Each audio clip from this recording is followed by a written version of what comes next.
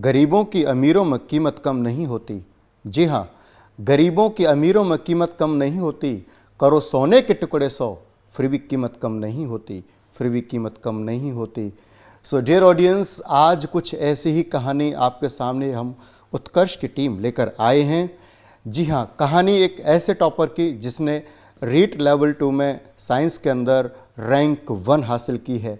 कहानी एक ऐसे विद्यार्थी की जिसने संघर्षों से अपना जीवन स्टार्ट किया और उनका सामना करते हुए वह शिखर तक पहुंचा। कहानी एक ऐसे विद्यार्थी की जिसके पैरों की बेड़ियां गरीबी ने जकड़ी हुई थी।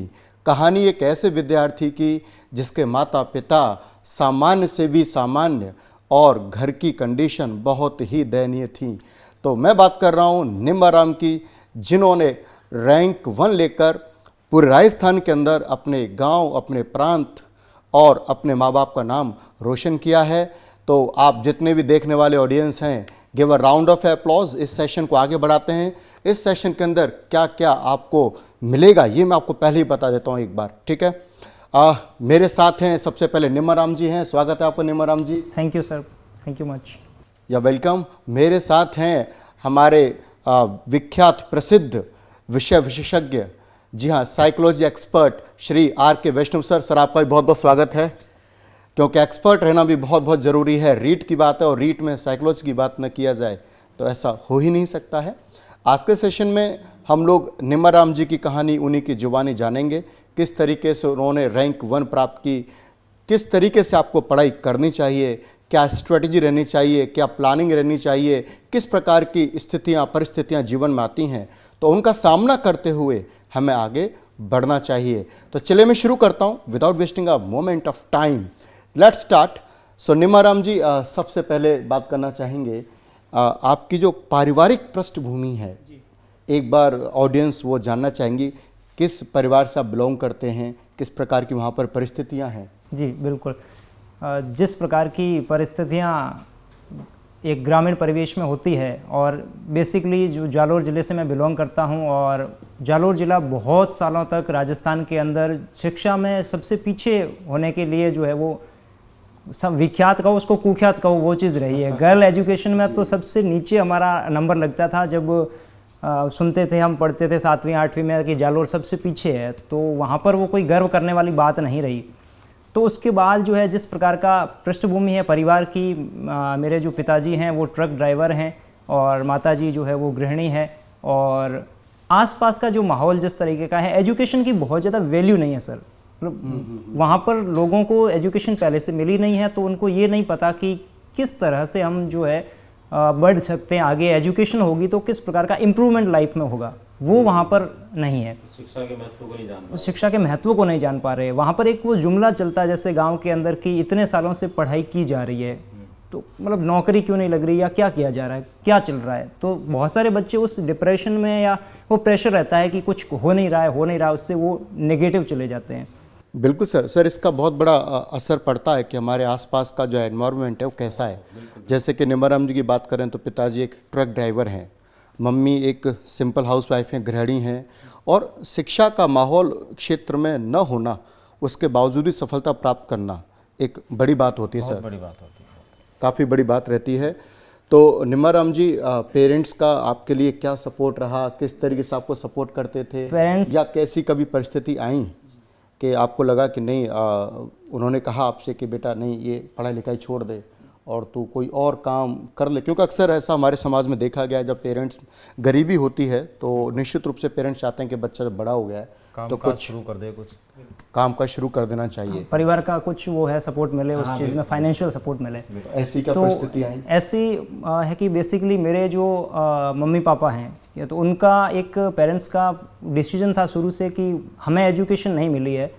कि वो मतलब बहुत नॉर्मल लेवल तक, मम्मी 5वीं तक पढ़ी हैं, पापा 10वीं तक पढ़े हैं, तो उसके बाद उनकी एजुकेशन हो नहीं पाई थी। उनको ये एक फर्म डिसीजन था कि बच्चों को पढ़ाना है। किसी पड़ोस में बहुत सारी चीज़ें ये सुनने को मिलती है, बोलते हैं कि अब जो है उम्र हो गई है, अब कमाना शुरू करना चाहिए, पढ़ाई आपसे नहीं हो रही, जॉब वगैरह कुछ नहीं लग रही है, तो कुछ काम शुरू करना चाहिए।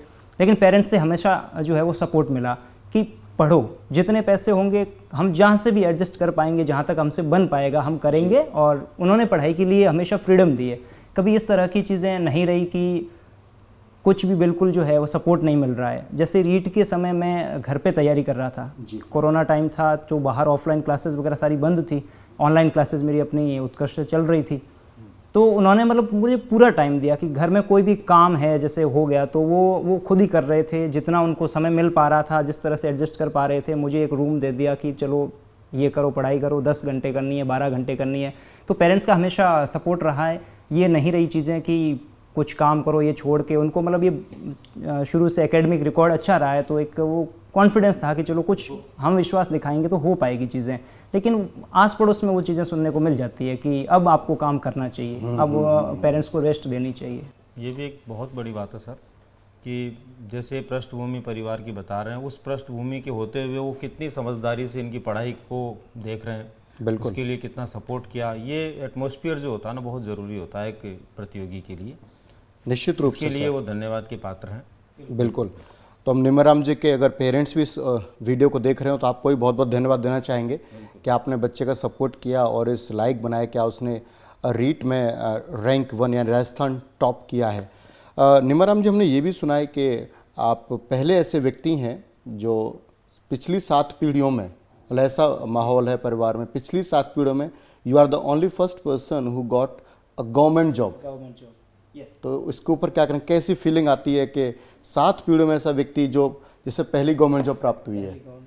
तो ये है कि सर बेसिकली जब हम सुनते हैं कि पहली गवर्नमेंट जॉब मिली है किसी को, तो गवर्नमेंट जॉब मिलना भी अपने आप में खुशी की बात है। और उसके साथ अगर रैंक निकलती है तो एक प्राउड मोमेंट होता है कि किसी ने जो किया नहीं, एजुकेशन मिली नहीं और किसी को मिली तो उसने वैल्यू नहीं की उसकी, तो वहाँ से अगर मिलता है तो मुझे मतलब खुद की रैंक आने से, खुद का सिलेक्शन होने से ज़्यादा खुशी इस बात की है कि ये जो पीछे जितने भी बच्चे हैं, जितने भाई बहन हैं, जितने गांव के लोग हैं वो तैयारी कर रहे हैं ना, उनको एक मोटिवेशन मिलेगा कि हम कुछ कर सकते हैं। गांव में बहुत सारे लोग खुश हुए कि मतलब अपना मारवाड़ जो इलाका है जहाँ से मतलब एजुकेशन में सारा बहुत पीछे रहा है, जालोर बहुत पीछे रहा है, तो वहाँ से रैंक निकल सकती है, वो भी फर्स्ट रैंक, तो एक प्राउड फीलिंग आती है, बहुत अच्छा लगता है, खुशी होती है कि मोटिवेशन मिलेगा बाकी लोगों को। इसमें मैं थोड़ा सा ये बोलना चाहूँगा कि आप बिल्कुल सही बोल रहे हैं कि मारवाड़ से रैंक निकली है, बाकी रैंक वहाँ से निकलती है जहाँ जुनून और जज्बा होता है। बिल्कुल उसके बिल्कुल लिए कोई मारवाड़ और मेवाड़ काम नहीं करता है। आप में वहाँ जुनून था, जज्बा था, तो रैंक निकल गई। बिल्कुल तो उसको लेकर के तो आपने जो मेहनत किया, आपने जो संघर्ष किया है वो मायने रखता है। बिल्कुल बिल्कुल। तो यहाँ पे क्लियर होता है सर कि रैंक लेके आनी हो टॉपर की, चाहे कोई भी गवर्नमेंट एग्जाम क्रैक करना हो, आपका बैकग्राउंड कुछ भी हो, आप अमीर के बच्चे हो, गरीब के बच्चे हो, आपके माता पिता पढ़े लिखे हैं, अनपढ़ हैं, इससे कोई फर्क नहीं पड़ता है। अगर जुनून, जज्बा, हिम्मत, लगन, ताकत और मेहनत करने यदि आपके अंदर हैं ये सारे पॉइंट्स, तो निश्चित रूप से निमराम जी की तरह आप भी कोई भी एग्ज़ाम क्रैक कर सकते हैं, बिल्कुल कर सकते हैं। तो निमराम जी, ये तो रहा अपना पारिवारिक पृष्ठभूमि, पेरेंट्स आपके लकी हैं कि काफ़ी सपोर्टिव मिले हैं। बहुत ज़्यादा सपोर्टिव हैं सर। कुछ भाई बहन के बारे में बताएंगे, कितने भाई बहन हैं आप लोग? हम 3 भाई बहन हैं, मैं सबसे बड़ा हूँ फैमिली में और मुझसे छोटी मेरी बहन है और उससे छोटा भाई है। वो दोनों भी, बहन ने BSTC कर रखी है और भाई है जो कि ग्रेजुएट अभी हुआ है और वो भी एजुकेशन में ही है। और हमारा ये है कि चलो एजुकेशन हमें मिली है, मौका मिला है तो उसको काम में लिया जाए। मतलब जैसे हम बात कर रहे थे फैमिली की कि रिसोर्सेज अपने पास कम हो सकते हैं, ठीक है, फाइनेंशियल कंडीशन उतनी बहुत ख़राब भी नहीं कह सकते, लेकिन बहुत अच्छी जो होती है ना कंडीशन, जहाँ पे शहरों के बच्चे, इंग्लिश मीडियम के बच्चे, वो अपने पास नहीं होती। लेकिन रिसोर्सेज नहीं है तो वहाँ पे अपनी इंटेलिजेंस काम करती है कि बिना रिसोर्सेज के कैसे मैनेज करें। तो वो है कि भाई बहन वो भी हम कोशिश करें, पूरा सपोर्ट कर रहे हैं कि जिस तरह से होगा मैनेज किया जाएगा, लेकिन पढ़ाई करो। तो शायद जो है कि 2, 3, 4 इस तरह से जब सिलेक्शंस निकलते हैं, जिस तरह से लोग आगे बढ़ते हैं, तो लोगों को ये फील होता है कि अब कुछ इंप्रूवमेंट आएगा, हम भी अपने बच्चों को पढ़ाएं। बिल्कुल। सबसे बड़ी हिंड्रेंस ये है कि बच्चों को वो 10वीं करवाते हैं, 12वीं करवाते हैं, उसके बाद स्कूल छुड़वा देते हैं कि अब उसका कोई फ़ायदा नहीं है। तो मुझे लगता है कि ये मतलब चीज़ें होने से ये लगेगा कि कुछ फ़ायदा है। और उनके दिमाग में ये चीज़ डालनी ज़रूरी है कि education is something good. Education can break down all kinds of barriers. शिक्षा एक वो चीज़ है जो हर चीज़ का ताला तोड़ सकती है, खोल सकती है, बेड़ियों को भी तोड़ सकती है। तो सर कैसा लगता है जब एक बड़ा बच्चा सेलेक्ट होता है और उसके बाद जो छोटे बच्चे होते हैं सेकंड नंबर के, थर्ड नंबर के, तो मुझे लगता है कि बहुत आदर्श बन जाता है परिवार में। आदर्श, और सबसे बड़ी बात यह सर कि उसके बाद के जो लोग आते हैं ना ऑटोमेटिकली उस लाइन में ढल जाते हैं। और सबसे बड़ी बात ये कि कई ऐसे एग्जाम्पल आपको मिलेंगे कि बड़े भाई के या गांव के किसी एक व्यक्ति के जॉब में आने से या सफल होने के बाद में एक लाइन सी लग जाती है वहाँ पे, और छोटे वाले ऑटोमेटिक मोटिवेट होते हैं उससे और ऑटोमेटिक वो उस दिशा में काम करते हैं। फिर दूसरा क्या होता है कि एक सक्सेस जो होती है ना वो बहुत सारी सक्सेस को खींच के लाती है, चुंबक जैसे काम करती है उस तरह से। तो निश्चित रूप से इनके छोटे भाई बहन है, गांव के दूसरे लोग हैं, आसपास के लोग, वो भी इससे काफ़ी कुछ लाभ ले पाएंगे। बिल्कुल, ये खुद तो सफल हो ही हैं। हाँ बिल्कुल, निश्चित रूप से पूरा इनका जो गांव है, परिवार है, निश्चित रूप से सफलता की ओर बढ़ चुका है वो भी, हाँ अब बिल्कुल कह सकते हैं हम लोग। बिल्कुल बिल्कुल। तो हम बात करना चाहेंगे यहाँ पर कि जो प्रारंभिक शिक्षा आपकी रही, स्कूलिंग आपने कहाँ से की, देन फिर ग्रेजुएशन, वो शिक्षा का कैसा सफ़र रहा अब तक आपका? प्रारंभिक शिक्षा मेरी बाड़मेर में, मेरा ज़िला जालोर लगता है, बाड़मेर जालोर की बॉर्डर पे है, लेकिन जालोर में मैं रहा नहीं शुरू से। मेरी मतलब जालोर में अभी तक मैंने 1 साल भी कभी पढ़ाई नहीं की है। प्रारंभिक शिक्षा बाड़मेर के अंदर ही मेरा ननियाल है, गांव में, वहाँ पे सरकारी स्कूल में 5वीं तक की मैंने अपनी एजुकेशन की। और उसके बाद पेरेंट्स को और मेरे ननियाल के लोग, उनको सबको लगा कि चलो कुछ ठीक है पढ़ाई में, तो क्यों ना बाहर भेजा जाए। तो बाकी जो लोग भेज रहे हैं तो उन्होंने भी कोशिश करके मुझे बाड़मेर के अंदर ही सिणदरी कस्बा जहाँ पे तहसील है वहाँ भेज दिया, वहाँ की प्राइवेट स्कूल में, और हॉस्टल में मैं वहाँ रहा। वहाँ तक मेरी मिडिल की पढ़ाई हुई, 8वीं तक की। और वहाँ पे जो स्कूल थी वो फैमिली आज भी मेरे साथ है, मतलब उन्होंने जो सपोर्ट किया है वो मतलब शायद कोई नहीं कर सकता। मतलब ये मैं मानता हूँ कि मेरे जो माता पिता है उन्होंने फाइनेंशियली सपोर्ट किया, उन्होंने जो जितना रिसोर्सेज लगाने थे वो लगाए। उनको पढ़ाई के अंदर नहीं था कि मैं क्या कर रहा हूँ क्या नहीं कर रहा हूँ, उनको ये नहीं पता था। उस फैमिली को, जहाँ पे मैं पढ़ा 6ठी से 8वीं तक, उस फैमिली ने मतलब उसके बाद लगातार मतलब मेरे वो पेरेंट्स है, सेकंड होम है, वैसा मतलब मेंटल लगातार हर तरह का सपोर्ट दिया, गाइडेंस दी। तो मेरी वो लाइन एजुकेशन की बन गई, क्योंकि गांव में एजुकेशन का कोई माहौल नहीं था और मैं गांव रहा नहीं। तो 8वीं तक की मेरी सिणदरी से होगी एजुकेशन, श्री शारदा बाल निकेतन करके स्कूल है, और मैं पिछले 4 साल से ये बात की टीचिंग भी उसी स्कूल में करवा रहा हूँ। मैं प्राइवेट टीचिंग जॉब में हूँ, तो वो जिस स्कूल का मैं स्टूडेंट रहा वो मेरी फैमिली की तरह, मैं वहाँ पे टीचिंग करवाता रहा। उसके बाद 9 to 12 की स्टडी मेरी बाड़मेर जो है जिला प्रॉपर से हो गई। वहाँ पर मैंने 9th, 11th और 12th ये 3 क्लासेज मयूर नोबल्स एकेडमी से की, और 10th की स्टडी जो विद्या भारती की आदर्श विद्या मंदिर बाड़मेर है, लंगेरा, वहाँ से मैंने स्टडी की। उसके बाद जब मेरी 12th हो गई तो साइंस के अंदर मैं जब बीएससी करना चाह रहा था, बाड़मेर के अंदर कोई इंस्टीट्यूट नहीं थी जहाँ से मुझे हो पाए, तो मैं जोधपुर आ गया और जेएनयू यूनिवर्सिटी आदर्श कॉलेज जोधपुर से मैंने अपनी बीएससी कंप्लीट की। उसके बाद बीएड जेएनयू से ही अंबिका कॉलेज से मैंने बीएड कंप्लीट की। और उसके बाद मैं जब, क्योंकि टीचिंग जॉब में था, मैं टीचिंग कर रहा था स्कूल के अंदर, और उतना मतलब ये था नहीं कि बाहर जाके एमएससी अभी करें, उतना टाइम वो नहीं था मेरे पास। तो मैंने कोटा ओपन वीएमयू से जूलॉजी में एमएससी की। अभी मेरी एमएससी पिछली फर्स्ट ग्रेड होने के बाद कंप्लीट हुई है, वो मैं दे नहीं पाया। तो एमएससी तक की मैंने पढ़ाई की है, बीएड एमएससी जूलॉजी, और वो सारी एजुकेशन मतलब बाड़मेर जोधपुर यहाँ से प्रारंभिक और उच्च माध्यमिक की सारी शिक्षा, मेरी कॉलेज शिक्षा यहाँ से हुई। यहाँ पे मैं थोड़ा सा आपसे पूछना चाहूँगा कि बहुत अच्छी बात है आपका एजुकेशन आपके आसपास इर्द गिर्द शहरों में या जोधपुर तक हुआ। कभी कभी क्या होता है, कुछ स्टूडेंट्स के माइंड में ही आ जाता है कि आपने टॉप किया, तो कहीं ऐसा है कि आपने 10th में भी, 8th में भी, 12th में भी टॉप किया होगा। तो थोड़ा सा आप अपना वो भी बताएं कि आपने जो 8वीं क्लास है वो किस स्तर से पास की, 10वीं 12वीं, तो इनको मोटिवेशन मिलेगा। बिल्कुल, स्कूली लेवल पे आप किस प्रकार के छात्र थे? टॉपर थे? हाँ, या बाद में जागरूक हुए? ये तो मैं स्कूल लेवल से भी पढ़ाई में अच्छा ही था, एकेडमिक रिकॉर्ड मेरा अच्छा था कि मैंने जब 8वीं की थी तब भी मतलब काफ़ी अच्छे परसेंटेज और मतलब कि वो अच्छे ग्रेड से की थी। मैं 8वीं तक रहा था क्लास में, मतलब टॉप 5 में रहा करता था, कभी वो फर्स्ट सेकंड इस तरह से। 10th तक आया तो मेरा लेवल ठीक था, अच्छा, मतलब कि बहुत जैसे एक मेरिटोरियस स्टूडेंट होते हैं वो तो मैं नहीं था, लेकिन मतलब ठीक है, एबो एवरेज मान लो 80%, 80 to 85% का जो लेवल होता है वहाँ पर मैं था। तो मेरा 10th में भी वही परसेंटेज रहे, 12th में भी 10th में 84, 12th में 80% रहे साइंस बायोलॉजी से।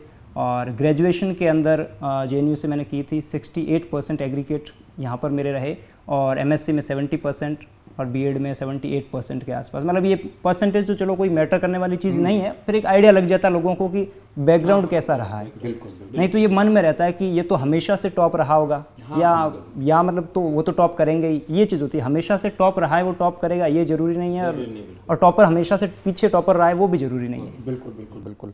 कहते हैं ना, जब टैलेंट मेहनत करना छोड़ देता है तो वो भी पीछे रह जाता है। तो टैलेंट के साथ साथ मेहनत जरूरी है, हार्ड वर्क, स्मार्ट वर्क बहुत ज़रूरी है। तो यहाँ तक हमने निमाराम जी का देखिए एजुकेशनल बैकग्राउंड जान लिया है, हमने उनका जो पारिवारिक पृष्ठभूमि है उससे भी हम लोग रूबरू हो चुके हैं।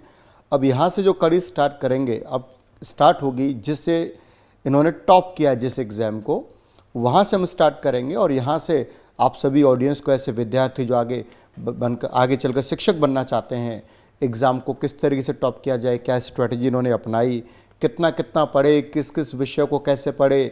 साथ में हमारे साथ वैष्णव सर भी हैं, ये भी आपको एडवाइस करेंगे प्रॉपर, क्योंकि विषय विशेषज्ञ हैं और रीट में बहुत बड़ा योगदान रहा है हमारे साथ काफ़ी लंबे समय से उत्कर्ष में। तो हज़ारों लाखों बच्चे उन्होंने पढ़ाए हुए हैं।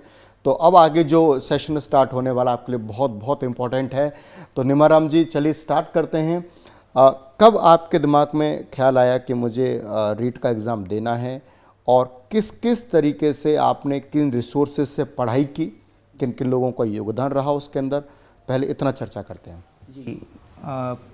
जब शुरू होते हैं हम, अब स्कूल लेवल पे होते हैं या फिर कॉलेज लेवल पे पहुंचते हैं, तब कोई स्पेसिफिक कुछ लोगों का गोल होता है कि we have to do this, of course. तो मेरे पास वो गोल नहीं था कि क्या था कि बिल्कुल करना क्या है, लेकिन था कि कुछ अच्छा करना है, बस ये चीज़ थी। तो मेरी जब ग्रेजुएशन हो गई, जब मैं बीएड में आ गया, तो उसके बाद मैं मतलब गेस्ट फैकल्टी के रूप में मैंने टीचिंग शुरू करवाई, क्योंकि वो अपना फैमिली स्कूल थी, वहाँ पे मुझे उन्होंने कहा कि आपका लेवल अच्छा रहा है और आप कर सकते हैं। तो मैंने वहाँ पर टीचिंग शुरू की, तो मुझे समझ में आया कि हाँ ये चीज़ मेरे लिए है। ऐसा नहीं था कि मैं शुरू से टीचर बनना था, वो चीज़ नहीं थी दिमाग में, लेकिन जब मैंने शुरू किया तो पता चला कि हाँ ये कुछ चीज़ है जो मुझे सूट करती है। अंदर से वो फीलिंग आ गई थी, हाँ अंदर कि से, भाई ये मेरे लायक काम है जी, मेरा हॉबी है, मेरा ये पैशन है कि मेरे को इसी में कुछ करना है। इसी में कुछ कई बार ऐसे एग्जाम्पल देखने को मिले हैं सर कि रियलिटी में व्यक्ति अपना गोल क्या है वो उसका चुनाव नहीं कर पाता, पर वो ऑटोमेटिक निकल के आता आता है। वो निकल के आता है और फिर उसको लगता है कि हाँ ये मेरे लिए बना है। वो राइट टाइम पे वो चीज़ सामने आ जाती है, उसको समझ लेना बहुत बड़ी समझ लेना बहुत जरूरी। टीचिंग एक अलग ही फ्लेवर है, आप पढ़ाते, हम लोग पढ़ाते, बिल्कुल सर, अलग आनंद आता है। बहुत एक अलग ही लेवल है। जब बच्चों के सामने क्लास में खड़े होते हैं तो ऐसा लगता है कि मतलब फैमिली से ज़्यादा खुशी वहाँ पर होती है कि हम कहाँ खड़े हैं। मतलब वो बहुत ऐसे अंदर से होता है कि सारी चीज़ें जो है हम शेयर करें, वो हमसे शेयर करें, हम सीखें, हम सिखाएं। जी। तो वहाँ से आपको टीचिंग से लगभग कह सकते हैं प्रेम हो गया। हाँ, मतलब ये वहाँ से आई लव टीचिंग और मुझे यही करना है। वहाँ से मतलब ये चीज़ क्लियर हो गई कि मुझे सब कुछ नहीं करना है। मतलब हर किसी कॉम्पिटिटिव एग्जाम की तैयारी हो गया, कोई भी बहुत सारे एग्जाम्स होते हैं, तो मुझे जाना है तो टीचिंग जॉब में जाना है। मतलब अच्छी तैयारी करेंगे, मे बी सिलेक्शन ना हो, फर्स्ट अटेम्प्ट में नहीं हो या सेकंड में नहीं हो तो थर्ड में हो जाएगा, क्योंकि पैशन है तो शायद वो चीज़ें काम करेगी। यहाँ पर एक अहम बात निकल के आई है सभी विद्यार्थियों के लिए कि आप डर न भटकें, पात न भटकें। जिसमें आपका पैशन है ना, उसे एक बार आप सेलेक्ट कर लें, जैसे निमाराम जी ने सेलेक्ट किया। इन्होंने कहा कि भाई मैंने एक एग्ज़ाम को देना था, ये सोच लिया था, टीचर बनना है सोच लिया था, मैंने और कोई एग्ज़ाम्स नहीं दिए। तो यहाँ पर एक सिंपल सी टिप्स आपके लिए है कि आपको कुछ भी बनना हो जिसमें आपका पैशन हो, तो वो एक ही डगर पे चलना है। क्यों सर, क्या करना चाहिए? एक ही डगर पे चलना चाहिए बच्चे को। रास्ता भटकने से क्या है कि वो मंजिल नहीं मिल पाती है। तो एक ही रास्ते पे चलते हैं तो मंजिल जरूर मिलती। फिर आगे क्या रहा? फिर उसके बाद मैंने जब मेरी बीएड हुई और उससे रीट उससे पहले कंप्लीट हो गई, तो उसमें हम एलिजिबल नहीं हो पाए और ना उसमें तैयारी की कि भाई एलिजिबल नहीं है तो आगे सेकंड ग्रेड आ रही उसकी तैयारी करें, तो उसमें एलिजिबल। सेकंड ग्रेड के लिए मैं फिर वो घर से तैयार होके आगे जोधपुर निर्मल सर के पास उत्कर्ष पहुंच गए। ऑफलाइन कोचिंग मैंने ज्वाइन की, 2 महीने बहुत अच्छे से कोचिंग की। 2 महीने वो बैच जो था स्पेशल केमिस्ट्री फिजिक्स का मेरा था वो कंप्लीट हो गया। उसके बाद 3 महीने बाद एग्ज़ाम था, तो वो एग्ज़ाम मेरे लिए मतलब बहुत बड़ा एक लेसन था कि किस तरह से एग्ज़ाम दिए जाते हैं, क्या अप्रोच होनी चाहिए। तैयारी के साथ जब देते हैं, बिना तैयारी के तो एग्ज़ाम कोई सेंस नहीं रखता। वो एग्ज़ाम मैंने दिया, मैं उस एग्ज़ाम में प्रोविजनली सेलेक्ट हो गया। प्रोविजनल सिलेक्शन के बाद में जो डॉक्यूमेंट वेरिफिकेशन सारी चीज़ें होती है तो फाइनल लिस्ट निकलती है। फाइनल लिस्ट में मैं 5 मार्क्स कम हो गए उसमें और आउट हो गया। तो वहाँ से समझ में आ गया कि 3 महीने की तैयारी के साथ सेकंड ग्रेड जो है रीट से ज़्यादा डेप्थ रखता है, उस एग्ज़ाम को क्रैक कर सकते हैं। करेक्ट। क्योंकि 5 नंबर कोई बहुत बड़ी चीज़ नहीं है, 2 क्वेश्चन और सही हो जाते तो पार थे। तो वहाँ से एक कॉन्फिडेंस आ गया। मतलब यहाँ पर एक मुझे चीज़ अच्छी लगी कि बहुत सारे लोग होते हैं कि जब एक में सिलेक्शन नहीं होता तो डीमोटिवेट हो जाते हैं करेक्ट। इस हिसाब से कि इसमें नहीं हो पाया तो फिर कैसे होगा आगे। तो मुझे लगा कि इसमें 3 महीने की मेहनत से ये चीज़ हो गई, तो मैं 5 महीने 10 महीने की मेहनत करूंगा तो निकल जाएगा। और फिर रीट आ रही थी ऊपर, क्योंकि फर्स्ट ग्रेड के लिए मेरी एमएससी नहीं हो रखी थी, मैं एलिजिबल नहीं था, तो मैंने टारगेट बनाया रीट को, क्योंकि जाना टीचिंग जॉब में, तो रीट को टारगेट बनाया और ये चीज़ की कि एक ही बार देनी है। जब तैयारी शुरू की तो यही चीज़ आई दिमाग में कि रीट एक बार देनी है, ज़िंदगी में बार बार नहीं देनी, कि एक ही एग्ज़ाम को बार बार दिए जा रहे हैं। देना पड़ता है, कोई गलत बात नहीं है, लेकिन मेरा था कि एक ही बार देना है। और फिर फुल फ्लैश तैयारी हो गई, अपनी सेल्फ स्टडी हो गई, उत्कर्ष था ही। तो यहाँ पर टिप 2 ये मिलती है कैंडिडेट्स को, जो विद्यार्थी कंपटीशन तैयारी कर रहे हैं, कि इस प्रकार की भावना मन में लेके आइए कि मुझे यह एग्ज़ाम एक ही बार देना है और पूरे जोश, जज्बे, जुनून के साथ देना है, और न सिर्फ ट्रैक करके दिखाना है बल्कि रैंक 1 करके लेके आना है, जिस प्रकार निम्बाराम जी ने किया। तो ये टिप 2 बहुत बहुत आपके काम की है। कई बार सर बच्चे कंफ्यूज आते हैं कि चलो एक बार नहीं दूसरी बार में हम लोग दे लेंगे, कैजुअल ले जाते हैं, एवे ले जाते हैं, एवे ही नहीं, कई बच्चों में ये भी देखा गया है कि पहली बार तो मैं एक्सपीरियंस के लिए दे रहा हूँ। हाँ, बिल्कुल। और जैसे भी निम्बाराम जी की बात से भी निकल के आया कि मैंने सेकंड ग्रेड का एग्जाम जो दिया उससे मुझे एक्सपीरियंस हुआ, तो इनकी तो मजबूरी में हुआ, क्योंकि उस समय इनके पास टाइमिंग कम थी। करेक्ट। लेकिन जिसने ऑलरेडी अपनी जो है एजुकेशन पूरी कर रखी है, अपनी डिग्री ले रखी है, उसको कोई भी एग्ज़ाम जो है एक्सपीरियंस के लिए नहीं देना चाहिए। उसको ये सोच के देना चाहिए कि हाँ, मुझे बस ये एग्ज़ाम इसी बार क्रैक करना है। ये ज़रूरी नहीं है कि एक पहली बार में आप क्रैक कर पाएँ, लेकिन अगर आपने अपने आप के हौसले को बुलंद रखा तो ऐसा कोई एग्ज़ाम नहीं है जिसको आप एक बार में क्रैक नहीं कर सकते, और जैसे कि निम्बाराम जी ने किया है, आप भी कर सकते हैं। बिल्कुल सर, बहुत शानदार बच्चों का मैसेज गया है।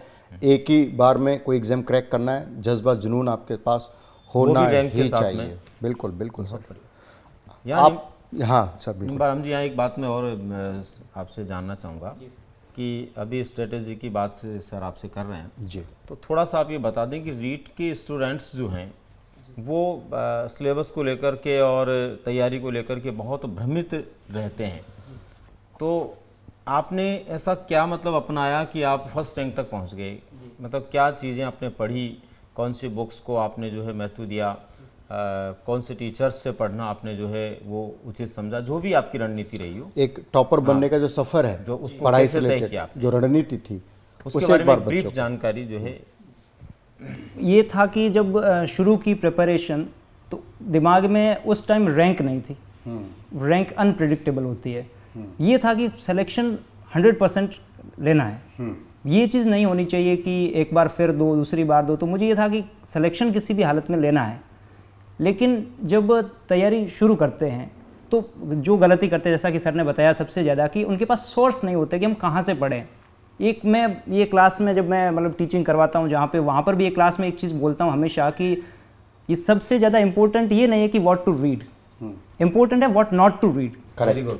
क्या हम नहीं पढ़ें, तो जो जितना कचरा है हम उठा लेते हैं कहीं से, वो एक बार साइड में कर देना सबसे अच्छा है। फिर आप जो चीज़ें पढ़ते हैं, जैसे अपना सबसे पहले हम सिलेबस को डिटेल देखते हैं। मेरा ये था कि सिलेबस मुझे पता होना चाहिए कि किसी भी कॉर्नर से कौन सा क्वेश्चन कहाँ से बन सकता है, कौन से टॉपिक अपने सिलेबस में है।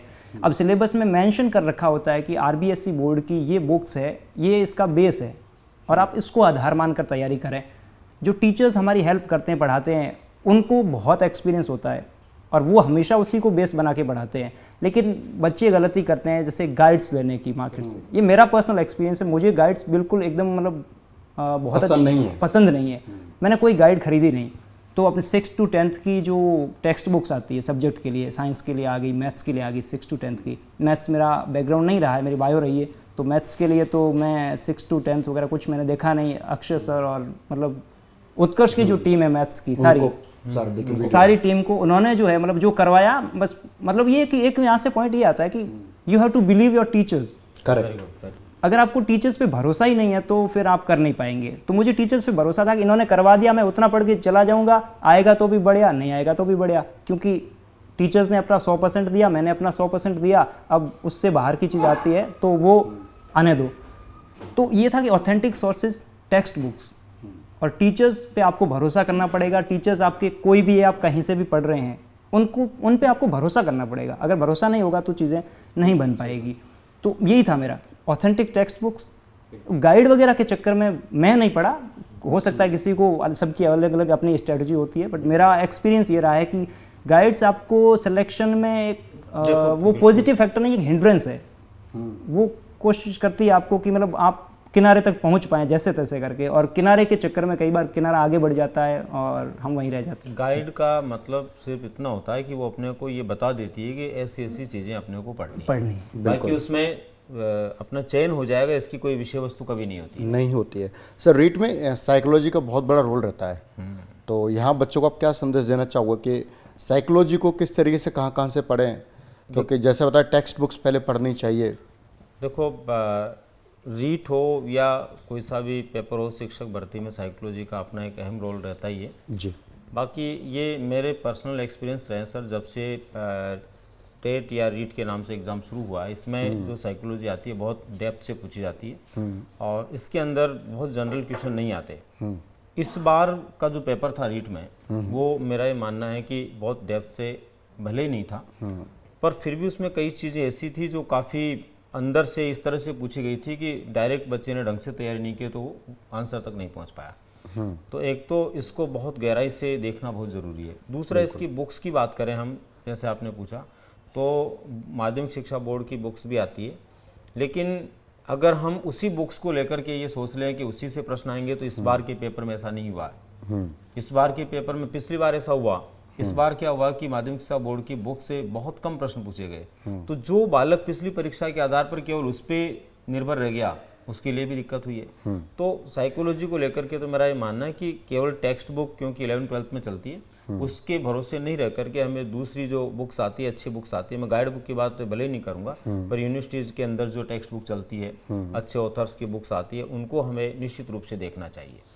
बिल्कुल बिल्कुल, यहाँ पर दोनों चीज़ मैं कंबाइन करके कंक्लूड कर देता हूँ कि टेक्स्ट बुक्स भी पढ़ें आप, अपने टीचर्स पर भरोसा रखें क्योंकि वो एक्सपर्ट होते हैं, उन पर अनुभव होता है लंबे समय का, वो 10-10, 20-20 बुक्स का उनके दिमाग में स्टोरेज होती है, उन्हें पता होता है क्या पढ़ाना है क्या नहीं पढ़ाना है, क्या एग्ज़ाम में आने वाला है। जैसे भी निमाराम जी ने एक चीज़ क्लियर कर दी, हमें क्या पढ़ना है इससे ज़्यादा ज़रूरी है हमें क्या नहीं पढ़ना है। इसे हम बोलते हैं स्मार्ट स्टडी, ठीक है। इसे आप ऐसे समझ सकते हो, यदि कोई स्टूडेंट 10 घंटे पढ़ता, लगातार पढ़ता, आँख बंद करके पढ़ रहा है, वो पढ़े जा रहा है, चाहे वो सिलेबस में है चाहे नहीं है, आना है चाहे नहीं आना, तो मुझे लगता है उसकी कोई रैंक वैंक आनी है। एक निमाराम जी तो कोई भले 6 घंटे पढ़े और स्मार्ट स्टडी करे, स्मार्ट स्टडी, क्रीम मक्खन की तरह मलाई वो पढ़े, तो रैंक 1 तो आनी है। ये है कि मतलब सोर्सेज आपके ऑथेंटिक होने चाहिए। जैसे हम बात करें साइकोलॉजी के लिए, सर ने बताया, मैंने वो किया था, मैंने 11th-12th की अपनी NCERT की, RBSE की मुझे मिली नहीं, मुझे चाहिए थी इंग्लिश में, तो हिंदी में RBSE की मिल रही थी, इंग्लिश की मिल नहीं पा रही थी, मैंने NCERT ले ली। लेकिन वहाँ पे है कि वो सारा सिलेबस कवर नहीं करती और बहुत कुछ एक्स्ट्रा भी उनमें है, तो वहाँ पे ये सिलेक्शन करना जरूरी है सिलेबस का कि भाई कहाँ से पढ़ें कहाँ नहीं पढ़ें। और गाइड की ज़रूरत है, तो जहाँ पे गाइड मतलब यहाँ पे कुछ भी जो लाल पीली किताबें आती है मार्केट में वो उठाना एक गलत चीज़ हो जाती है। ऑथेंटिक आप जो टीचर हैं, जहाँ से आप हमेशा पढ़ते आए हैं, जहाँ आपको पता है कि आपको वो चीज़ें अच्छी मिलेगी, तो वो चीज़ें आप मार्केट से अच्छी बुक्स उठाएँ, ऑथेंटिक होनी चाहिए। और दूसरी चीज़ है कि वहाँ से जो पढ़ रहे हैं उस पर बिलीव करें। हर जगह की चीज़, एक बुक पढ़ के बच्चा दूसरी किसी अपने साथी से सुनता है कि उसने कुछ और पढ़ा है, तो वो उस तरफ डाइवर्ट हो जाता है। ये भी एक बहुत बड़ी समस्या है सर। और जैसे कि अभी निमाराम जी ने कहा टीचर पे भरोसा करें, तो ये तो सत्य है सर कि किसी भी विषय का कोई भी टीचर है, किसी भी संस्थान में है, चाहे उत्कर्ष में है या किसी दूसरे संस्थान में है, टीचर जब पढ़ाने के लिए खड़ा होता है तो उसकी एक सोच होती है कि मैं अकॉर्डिंग टू सिलेबस वो चीज़ें विद्यार्थियों तक पहुंचाऊं कि वो कम मेहनत में वहाँ पर ज़्यादा प्रश्नों को ठीक कर पाएँ। और वो जितनी मेहनत कर सकता है ना टीचर अपने अनुभव के आधार पर, उतना एक स्टूडेंट नहीं कर सकता। तो स्टूडेंट को फाइनली कोई भी सब्जेक्ट हो, चाहे वो साइकोलॉजी हो, चाहे वो हिंदी हो, कोई दूसरा सब्जेक्ट हो, SST साइंस, कुछ भी, उस पर बिलीव करना ही चाहिए। और निम्बाराम जी जैसे स्टूडेंट ने बिलीव किया तो आज वो एक अच्छी पोजीशन में भी है। और जो नहीं कर पाए, जो इधर उधर की बुक्स में रहे, उनको समय तो ज़्यादा खर्च हुआ लेकिन उस स्थान तक वो नहीं पहुँच पाए। यानी कि एक अच्छी सफलता में किताबों का भी अहम रोल रहता है, फैकल्टी का भी अहम रोल रहता है। और हर फैकल्टी, जैसा कि बहुत सुंदर बात कही सर ने कि हर फैकल्टी अपने जब उतरता है क्लास के अंदर तो 100% वो सोचता है कि नहीं मुझे बहुत अच्छा पढ़ाना है, अच्छा कंटेंट देना है। वो कभी ये उससे गलत पढ़ाना है या गलत कंटेंट देना है, ऐसा नहीं होता मन में कभी।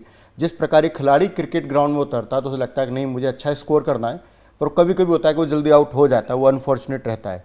तो लेकिन भावना उसके अंदर पॉजिटिव रहती है। ये बिल्कुल ठीक बात है सर। जैसे कि टीम को लेकर आपने बताया, तो वहाँ पर भी उनकी सोच हो रहती है, एक टीचर की भी रहती है कि मैं जितना पढ़ाऊंगा आने वाली परीक्षा में उनमें से ही मैक्सिमम पूछा जाए। 100% के लिए तो कोई दावा नहीं कर पाएगा, पर वो कहेगा मैक्सिमम पूछा जाए। और ऐसा हुआ भी है, बिल्कुल। अब ऐसा हुआ भी है कि मैक्सिमम पूछा भी गया है। लेकिन कई बार क्या होता है कि देखो टीचर भी एक इंसान होता है, आप इस बात को समझ सकते हैं, वो भगवान तो है नहीं। गलती होना उससे भी स्वाभाविक है, लेकिन ये माना जा सकता है कि मिनिमम गलती होती है उससे। जी। एक स्टूडेंट जितना गलती करेगा उतना टीचर नहीं करेगा, नहीं करेगा, निश्चित रूप से। और मैं इस बात को मानता हूँ सर, एक विवेकानंद जी की एक बात मुझे ध्यान में आ रही है। एक बार उनके स्टूडेंट ने पूछा कि मुझे विद्वान बनना है तो मुझे कितनी किताबें पढ़नी चाहिए।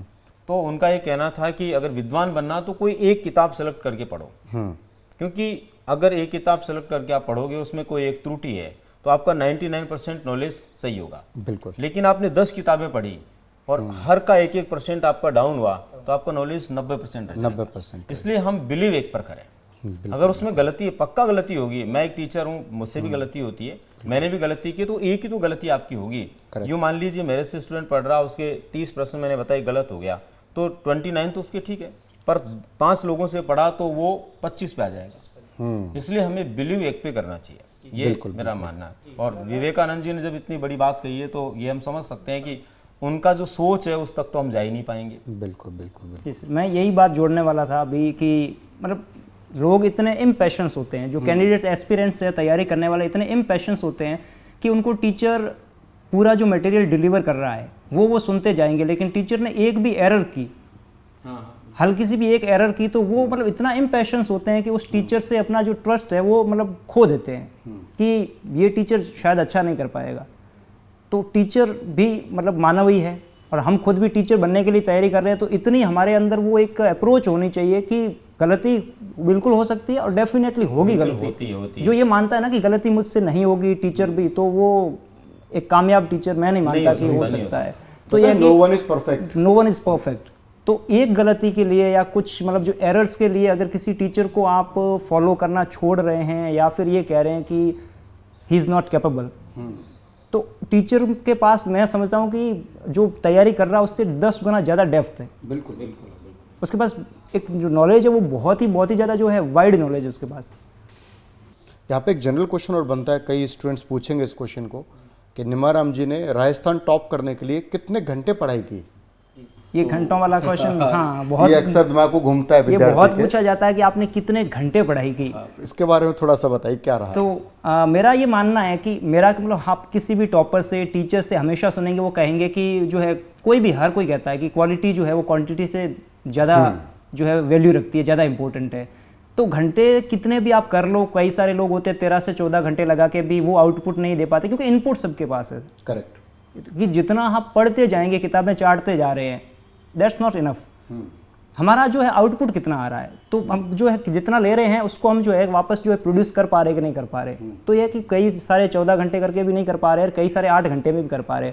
मेरा जो एवरेज रहा है वो एक कोई मान लो किसी को संख्या ही चाहिए कि कहाँ से, 8 से 9 घंटे का, 9 से 10 घंटे का एवरेज रहा है। कभी 5 घंटे हुई होगी, कभी मतलब कभी ऐसा मूड बन जाता है तो 15 घंटे भी खींच लेते हैं। तो 8 से 9 घंटे का, 9 से 10 घंटे का जो एवरेज है वो एक हमेशा मेंटेन रहा है, और कंसिस्टेंसी बहुत ज़रूरी है सर। बहुत ये बिल्कुल सही बात भी है सर, कि मेरा ये मानना है, मतलब एक साइकोलॉजिस्ट होने के नाते जी, कि जो स्टूडेंट ये कह रहा है कि मैं 24 घंटे में किसी अच्छी परीक्षा की तैयारी के लिए 8 से 9 घंटे पढ़ रहा हूँ, तो इसका मतलब वो सही ट्रैक पर है। ये मेरा मानना है। बिल्कुल। और कई स्टूडेंट कहते हैं साहब हम 12 घंटे पढ़ते हैं, 14 घंटे पढ़ते हैं, तो जहाँ तक मेरा मानना सर वो ट्रैक पे है ही नहीं। उसको अभी तक ये पता है नहीं मुझे क्या पढ़ना और क्या नहीं पढ़ना। अच्छा, अभी निम्बाराम जी ने जो बताया कि इनके 8 से 9-10 घंटे रहे, तो ये भी ये मान के चलिए कि 8, 9, 10 घंटे इन्होंने पढ़ाई की है ना, तो केवल उस ट्रैक पे चल करके किए और उन चीज़ों को हकीकत में इन्होंने छोड़ा जिसको नहीं पढ़ना है। बिल्कुल बिल्कुल। और उसी का रिजल्ट आज जो है अपने सामने, ये मेरा मानना है। और बिल्कुल हर स्टूडेंट को, एक सफल स्टूडेंट को ऐसा करना भी चाहिए। बिल्कुल। अगर वो ये देख लेता है कि हाँ मुझे मतलब इतने घंटे ही पढ़ना हो लेकिन ये चीज़ें पढ़नी है, तो पढ़ पाएगा। लेकिन स्टूडेंट क्या करता है कि इधर उधर की किताबें ले आएगा, ये वो, तो फिर वो कैसे पढ़ पाएगा? टाइम तो उसको देना ही पड़ेगा। तो टाइम देने के चक्कर में उसका सही जो रिजल्ट आना है वो भी उसका गड़बड़ होने वाला तो ये 2 चीज़ यहाँ पे क्लियर हो चुकी हैं बिल्कुल। कि एक स्टूडेंट को पहले स्मार्ट वर्क करना चाहिए कि पढ़ना क्या है और क्या छोड़ना है, है। क्या छोड़ना है? और दूसरा फिर ज़बरदस्त हार्ड वर्क तो मांगती है भाई, सफलता हार्ड वर्क तो मांगती है। खुद यहाँ आपने सुना निम्बराम जी के मुंह से कि 8-9 घंटे उन्होंने एवरेज पढ़ाई की, और वो पढ़ाई एक प्रोडक्टिव थी, बोले क्वालिटी वाली पढ़ाई थी, टाइम पास वाली पढ़ाई नहीं थी। इन्होंने कहा कभी कभी 15 घंटे तक भी खींचा। इसका मतलब समझ सकते हो, जब एक व्यक्ति 9-10 घंटे लगातार पढ़ाई कर रहा है, किस प्रकार का त्याग, सेक्रीफाइस और कितनी ज़बरदस्त मेहनत रही होगी। तो ऐसे सर टॉपर नहीं बन जाता कोई, मैं एक ऐसे अनुभव- टॉपर नहीं बनता है बिल्कुल, कोई। एक अनुभव बता रहा हूँ मैं आपको अभी कि उसके लिए एक सवाल मेरा निम्बराम जी से रहेगा और फिर उसके अकॉर्डिंग इनके आंसर के अनुसार मैं बताने वाला हूँ। निम्बराम जी आप बताएं, जैसे आपने पढ़ाई शुरू की तब से लेकर लास्ट तक एक ही तरह की बुक्स ली या बार बार चेंज करते रहे? वो शुरू से लेके लास्ट तक आपको एक ही जो है बुक्स आपने जितनी इकट्ठी कर ली है, जो आपको लगती है कि इनफ होगी, वही बुक्स को बार बार पढ़ना, रिवीजन करना, वो मैं समझता हूँ कि बहुत बेहतर है बार बार बुक्स चेंज करने से। आपने भी एक ही तरह की बुक पढ़ी लास्ट तक? बिल्कुल सही बोला आपने सर। मैं अभी एक स्टूडेंट का मैं नाम तो मैं नहीं बता पाऊँगा जी। पर उस स्टूडेंट का एक मैसेज मेरे पास आया था। उस मैसेज में उसने लिखा कि मैंने शुरू में कुछ बुक से तैयारी कर ली थी पूरी, लेकिन लास्ट टाइम में किसी मेरे दोस्त के कहने पर मैंने कुछ और किताबें खरीदी और लास्ट का 1 महीना उन किताबों पर लगा दिया, और बाद में पता चला कि पूरा पेपर तो पहले मैंने पढ़ा था, उसमें से पूछा गया और मेरा वो 1 महीना खराब हो गया, जिससे मैं मतलब उस जगह पर नहीं पहुंच पाया जहां मुझे जाना था। तो ये सच है बिल्कुल कि हमें कोई एक ही बुक के ऊपर भरोसा करना चाहिए, वो कैसी भी हो, उसको पूरे ढंग से अपने को तैयार करना चाहिए। एक सफलता की एक अच्छी रणनीति का हिस्सा है। बिल्कुल बिल्कुल। एक ही प्रकार की बुक्स, ऑथेंटिक बुक्स आप सेलेक्ट कर लें, बिल्कुल। और सेलेक्ट करने के बाद उन्हीं बुक्स को बार बार आप पढ़ें, शानदार गाइडेंस लें किसी एक्सपर्ट से और बुक्स को पढ़ें। और सेल्फ स्टडी का भी एक अहम रोल रहता है इसके अंदर। बिल्कुल। जैसे 8-9 आवर्स इन्होंने स्पेंड किए सेल्फ स्टडी में, तभी जाके एक टॉपर बनता है। तो निम्बराम जी भविष्य में होने वाले एक बहुत अच्छे शिक्षक बनेंगे, क्योंकि आप एक खुद टॉपर हो। अच्छा चलिए, ये तो हमने देखी, यहाँ तक ऑडियंस बात कर ली, निम्बराम जी के पारिवारिक पृष्ठभूमि की बात कर ली, एजुकेशन की बात कर ली, इन्होंने किस किस तरीके से पढ़ाई की, कितने कितने घंटे पढ़ाई की, किस तरीके से फिर उन्होंने रिजल्ट प्रोड्यूस किया, ये सारी बातें हो चुकी हैं। अब थोड़ा सा आपकी हॉबी के बारे में पूछना चाहेंगे। ये तो पढ़ाई लिखाई की बातें हो गई, बच्चों को अच्छा संदेश मिल गया। बिल्कुल सर। पढ़ाई के अलावा और पढ़ाने के अलावा आपके क्या शौक है, किस में आपको बहुत अच्छा लगता है? हाँ, ये चीज़ एक बहुत अच्छी है कि जब हम किसी हॉबी की बात करें या इस तरह की बात करते हैं, मतलब जनरल परसेप्शन ये होता है लोगों का कि जो टॉपर आ रहा पढ़ रहा है तो वो सारे दिन घर में बंद रह के यही करता होगा, किताबी कीड़ा बन गया हाँ, वो और कुछ नहीं करता होगा। तो वो चीज़ मेरे साथ नहीं है। मैं बहुत सारे करता हूँ, जैसे वॉलीबॉल खेलना मुझे पसंद है, तो मैं वॉलीबॉल खेलते हैं, कभी कोई ट्रॉफी हो गई गांव में कहीं आसपास तो वहाँ हम खेल के आ जाते हैं। दूसरा चीज़, मुझे ये टेक्नोलॉजी जैसे कैमरा हो गया, वीडियो एडिटिंग, ग्राफिक डिज़ाइनिंग, इस तरह के शौक से करता हूँ मैं बहुत सारे।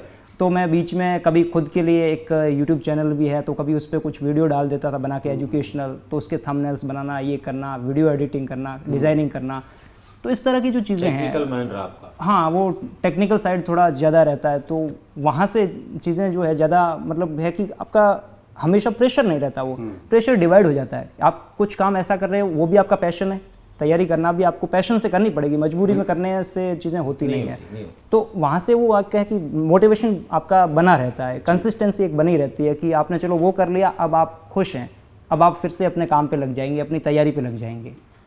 बिल्कुल। तो एडिटिंग हो गया, वीडियोग्राफिंग हो गया, इवन खुद के वीडियोस बनाना और बच्चों को अच्छे अच्छे वीडियोस प्रोवाइड करना, इस प्रकार की विशेष प्रकार की हॉबी हैं जो आज के टाइम में, जो आज की जनरेशन की जो डिमांड भी है, टेक्नोलॉजी है, कैमरा फ्रेंडली भी हैं, तो इस प्रकार की हॉबी हैं।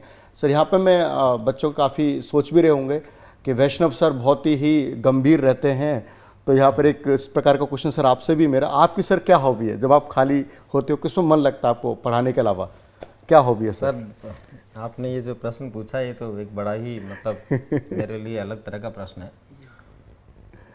निम्बाराम जी ने कहा कि बहुत इंटेलिजेंट स्टूडेंट का ज़रूरी नहीं है कि वो किताबों में रहे, पर सर मैं 100% बुक वर्म ही रहा हूँ। अच्छा। मैंने जीवन में कभी दूसरे बच्चों की तरह खेलना ही पसंद नहीं किया है। मुझे कभी याद नहीं है कि मैं बच्चों के साथ में जो है गली में खेलने गया हो। मैंने कभी कबड्डी खो खो खेला हो, कभी टूर्नामेंट में गया हो, कभी नहीं गया हो। बस मेरा शुरू से किताबों में ही रहा है। मतलब ये मेरी और अलग से मेरी हॉबी केवल जो रही है वो भी पढ़ना ही रही है। मैंने किताबें सब तरह की पढ़ी है, मैंने उपन्यास पढ़े हैं, मैंने स्टोरीज़ पढ़ी है। यहाँ तक कि मैं फिल्में देखने पसंद नहीं करता पर फिल्मों की स्टोरीज़ पढ़ता हूँ। जितनी फिल्में होती है मैक्सिमम अच्छी अच्छी फिल्में वो मैंने भले ही देखी नहीं होगी पर उनकी सारी स्टोरीज़ पढ़ता हूँ और उसमें क्या की वर्ड्स हैं, क्या अपने जीवन के लिए उतारने योग्य वो सारे में उतारता हूँ। और सबसे बड़ी बात है कि उनका मैं यूज़ आज क्लास में करता हूँ। करेक्ट। उन सारी चीज़ों का हर फिल्म का अपना एक एम होता है, वो क्या है उसको समझ करके मैं उसको अप्लाई करता हूँ।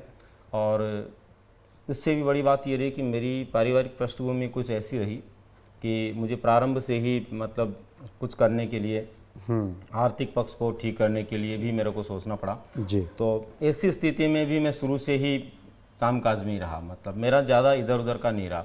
पढ़ाने की हॉबी मेरी सबसे ज़्यादा रही। मेरी जॉब भी रही दूसरे क्षेत्र में जहाँ पर मैं किसानों के बीच में और ये दूसरे समूह होते हैं इनके बीच में मुझे काम करना होता था। 7-8 साल मैंने जॉब भी किया पर मेरी शुरू से ये थी कि मुझे पढ़ाना बस और हज़ारों स्टूडेंट्स को पढ़ाना है। बिल्कुल। तो सबसे बड़ी बात है एसपी सिंह जी की उत्कर्ष ने मेरे उस सपने को पूरा किया। हालांकि मैं उत्कर्ष में आया था उससे पहले भी मैंने हज़ारों स्टूडेंट पढ़ाए, ऐसी बात नहीं है। मैं काफ़ी अच्छे अच्छे संस्थानों में रहा राजस्थान में, पर यहाँ आने के बाद में वो हज़ारों की संख्या लाखों में कन्वर्ट हो गई। ये मेरे लिए बहुत बड़े सौभाग्य की बात है। बिल्कुल बिल्कुल, पूरा क्रेडिट उत्कर्ष और अपने निर्मल सर को जाते हैं, विजनरी लीडर हैं वो। तो यहाँ पर देखिए निमाराम जी के साथ साथ आर के वैष्णव सर की भी आपको हॉबी पता चल गई। ऑडियंस पे एक बार थम्स अप कर दीजिएगा जब भी इस वीडियो को आप देखें। तो अंत में सर काफ़ी बातचीत हो चुकी हैं, एक संदेश जो अपने यंगस्टर्स को, अपने साथियों को इस एज में जो तैयारी कर रहे हैं कंपटीशन, जितने भी विद्यार्थी हैं, आप क्या संदेश देना चाहोगे आप निमाराम जी? तो ऐसा है आंसर कि सर जब हम तैयारी करना शुरू करते हैं, कंपटीशन लाइन में आते हैं, वहाँ पर एक चीज़ है कि आपको खुद पे भरोसा करना पड़ेगा, कॉन्फिडेंस रखना पड़ेगा। बहुत सारे ऐसे लोग होते हैं जो ये मानते हैं कि मेरा लेवल शुरू से कमज़ोर रहा है या इस तरह का रहा है तो मैं कर नहीं पाऊँगा, और वो चीज़ उनके लिए हिंड्रेंस बन जाती है, एक मतलब बाधा बन जाती है कि मैं कर नहीं पाऊँगा। उनको ये फीलिंग नहीं आती कि मैं कर पाऊँगा, उनको ये आती है कि मैं नहीं कर पाऊँगा। तो उनके लिए एक मैं बड़ी चीज़ मेरी लाइन है, मैं क्लासेज में भी कई बार बोल लेता हूँ। वो एक कोट है, इंग्लिश कोट है, हेलन हेज करके कोई फिलोसोफर रहे उनका, उन्होंने ये कहा था कि the expert at anything was once a beginner. तो मतलब किसी भी चीज़ में जो एक्सपर्ट है वो कभी ना कभी बिगिनर रहा है, जन्म से कोई एक्सपर्ट नहीं होता। तो यू हैव टू टॉयल, मेहनत करनी पड़ेगी, आपको लगातार उस फील्ड में काम करना पड़ेगा। आपकी एक्सपर्टीज़ हो सकता है किसी की 4 महीने में बनेगी, किसी की 10 महीने में बनेगी। ऐसा कहा जाता है, एक वो मैटर नहीं करता टाइम, लेकिन ऐसा कहा जाता है कि आपको कोई भी वर्क में अगर मास्टर बनना है तो आपसे वो 10,000 आवर्स जो है वो मांगता है। लेकिन वो एक संख्या एक अलग चीज़ है, लेकिन आपको मतलब बहुत ज़्यादा प्रैक्टिस करनी पड़ेगी। तो ये है मेरा मैसेज आपके लिए कि खुद पे कॉन्फिडेंस रखिए और घबराइए मत। ये मत सोचिए कि मैं नहीं कर पाऊंगा, ये सोचिए कि मैं कर पाऊंगा, क्योंकि मैं नहीं कर पाऊंगा तो बाकी कौन करेगा, मेरे लिए मुझे खुद करना है। और आप किसी भी लेवल पे हैं, चाहे आप हमेशा से टॉपर रहे हैं, एवरेज रहे हैं, बिलो एवरेज रहे हैं, ये आपके लिए मायने नहीं रखेगा। आपको आगे बढ़ना पड़ेगा, रिस्क लेनी पड़ेगी। आपने अभी तक आप बिलो एवरेज रहे हैं, हो सकता है आपने बड़ी रिस्क नहीं ली हो, आपने वो पैशन नहीं लाया हो पढ़ने के लिए। मजबूरी में पढ़ना और एक पैशन से पढ़ना, ये दो डिफरेंट चीज़ होती है। तो मजबूरी में नहीं पढ़े, पैशन से पढ़े, जितनी आपसे हो रही है। जरूरी नहीं कि 10 घंटे करें, 8 घंटे करें, आपसे 6 घंटे हो रही है तो आप 6 घंटे पैशन से करिए, आपका आउटपुट बहुत बहुत खूबसूरत आएगा। बिल्कुल शानदार शानदार, बहुत कीमती वर्ड्स में आपने चीज़ें बच्चों को समझा दी हैं, स्टूडेंट्स को। सर आप क्या कहना चाहेंगे कि किसी भी एक कंपटीशन में बच्चों को सफल होने के लिए कुछ एक संदेश बच्चों के लिए? सबसे बड़ा संदेश तो देखो निम्बाराम जी ने आज अपने को दिया है दोस्तों, और मैं इसमें इतना ही जोड़ना चाहूँगा कि ईमानदारी से किया गया कोई भी काम जो है वो निष्फल नहीं जाता। आप किसी भी कंपटीशन की तैयारी कर रहे हैं तो पूरी ईमानदारी के साथ में करें, मतलब एक एक पल आप उस पर लगा दें।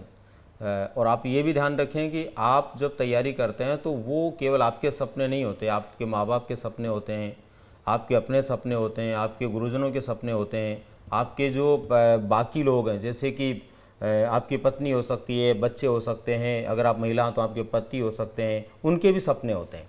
इसलिए आप सबके बारे में सोच करके करेंगे कि मेरा रिज़ल्ट अच्छा होगा तो डेफिनेटली इन सब लोगों के सपने साकार होंगे।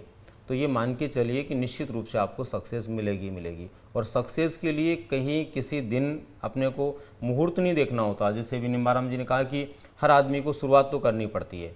तो मानता हूँ हो सकता है आप में से कुछ लोग आज इस बात को सुनकर, निम्बाराम जी की बात को सुनकर के भी शुरुआत करेंगे, तो शायद हो सकता है अगला निम्बाराम आप बने। Great great great. इसी संदेश के साथ में मैं चाहूँगा बिल्कुल अगले जो निम्बाराम हो सकता आप बने। बिल्कुल ग्रेट।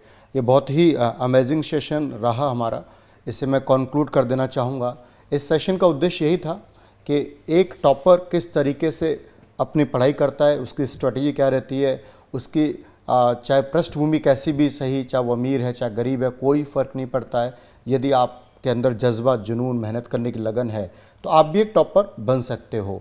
तो 4-5 चीज़ यहाँ पे कंक्लूड कर देते हैं। नंबर 1, आपको एक ही एम, एक ही उद्देश्य सेलेक्ट करना होगा। जो आपका पैशन है, जो आपकी हॉबी है, उसी में आपको अपना टारगेट बनाना चाहिए, एम बनाना चाहिए। सेकंड, उसका सिलेबस वेरी फर्स्ट डे आपकी टेबल पे होना ही चाहिए। जो भी आप तैयारी कर रहे हैं, जिस कंपटीशन की सिलेबस वेरी फर्स्ट डे आपकी टेबल पे होना चाहिए। थर्ड, प्रीवियस ईयर्स के पेपर्स भी होने चाहिए ताकि आइडिया लगे किस प्रकार के क्वेश्चन किस सब्जेक्ट में बनते हैं। फोर्थ, स्मार्ट वर्क करना चाहिए। पढ़ना क्या और क्या छोड़ना है, इस पर आपको बिल्कुल ध्यान देना है। Fifth, hard work. Smart work plus hard work is की टू सक्सेस। यानी कि जब आपको स्मार्ट वर्क कंप्लीट हो जाए तो फिर आपके अंदर मेहनत करने का जज्बा होना चाहिए। सकारात्मक रहें, एनर्जी से भरे रहें, आप लोग खुश रहें, बिंदास रहें। कहते हैं ना, बिंदास मुस्कुराओ क्या गम है, या ज़िंदगी में टेंशन किसको कम है। बिंदास मुस्कुराओ क्या गम है, या ज़िंदगी में टेंशन किसको कम है। अरे ज़िंदगी का नाम ही कभी खुशी का भी गम है। इन्हीं शब्दों के साथ हम आपसे विदा लेना चाहेंगे। आपको हमसे जुड़ने के लिए दिल की गहराइयों से बहुत बहुत धन्यवाद। Thank you so much. Thank you.